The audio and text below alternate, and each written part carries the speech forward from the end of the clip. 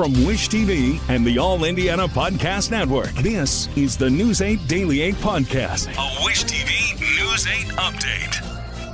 Hello, I'm Jeremy Jenkins, and this is your News 8 Daily 8 Podcast for Monday, May 6th. We begin with violence on the city's southeast side. IMPD says they've detained a person of interest after an early morning shooting. At around 4, police were called to Orange Street, near Prospect and Sherman. Officers found a person with a gunshot wound in the driveway. At last check, the victim is stable. There's no word yet on what led up to that shooting. On the near south side, one person was killed after a shooting just before 9 last night.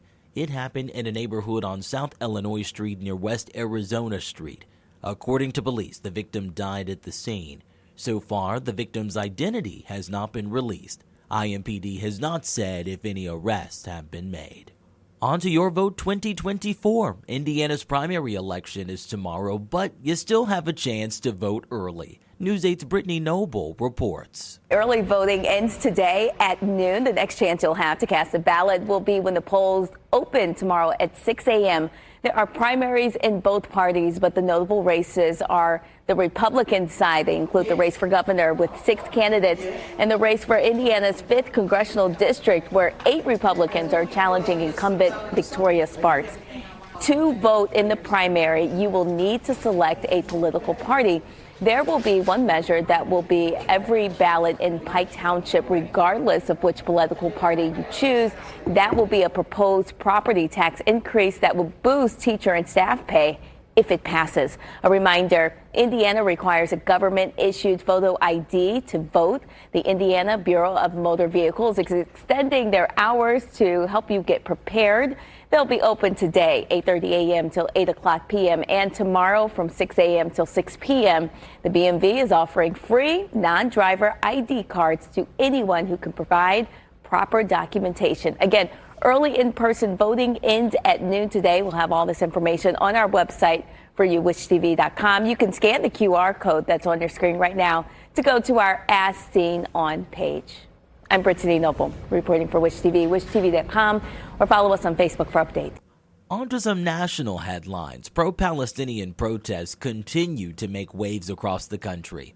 This weekend, protests interrupted college graduation ceremonies at a number of schools, including IU Bloomington.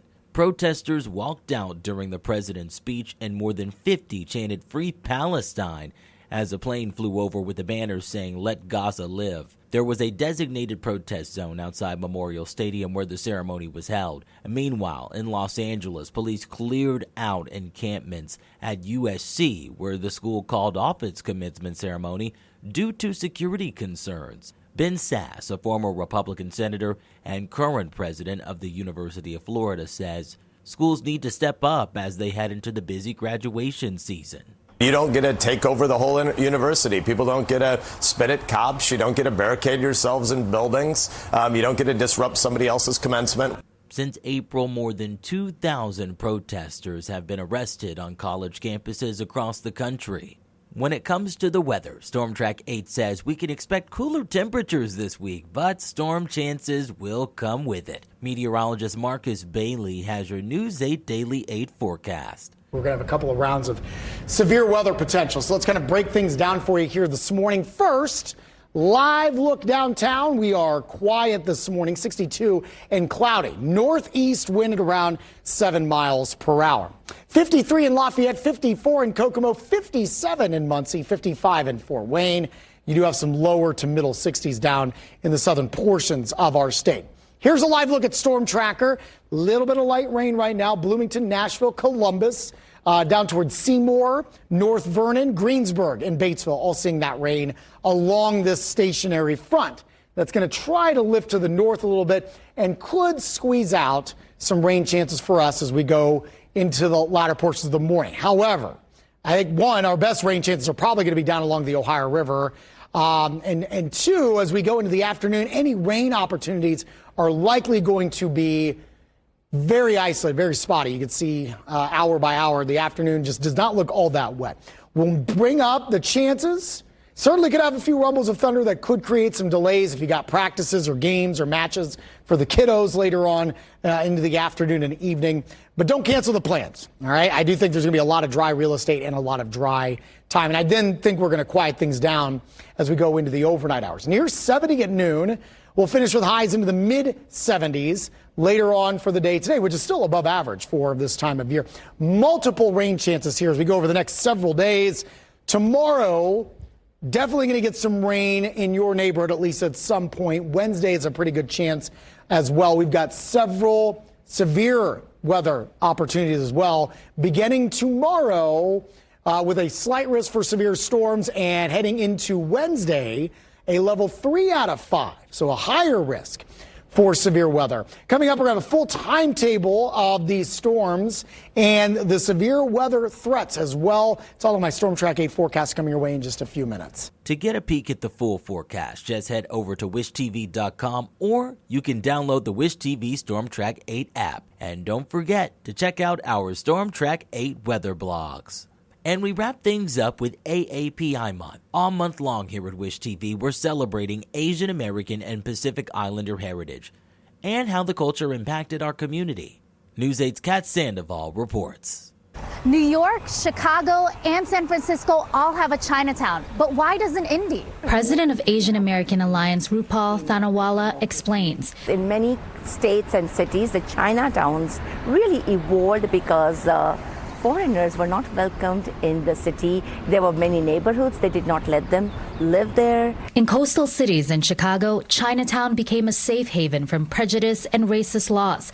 While these cities became magnets for Asians in the early 1800s, eventually they moved to Indiana, like Moy Key, originally from China in 1897. He was the first citizen, and he was the first person to have the rights to vote, because as you know, in that time, not everyone was allowed to vote. Moy Key opened up several businesses in the state. He is Indiana's first Asian American citizen. Now his face is plastered on the mural on Bicentennial Unity Plaza. This is perfect timing. Next week is election, and to think about that, 130, 40 years back, a Chinese man could vote in the state. Asian Americans make up 2% of Indiana's population, and because APIs are spread out throughout the state, there isn't really an official hub, says Thanawala. We tagged along with historian Nicole Martinez for more Asian American history and stopped by the Indianapolis Symphony Orchestra downtown. So right here in the middle, and then right above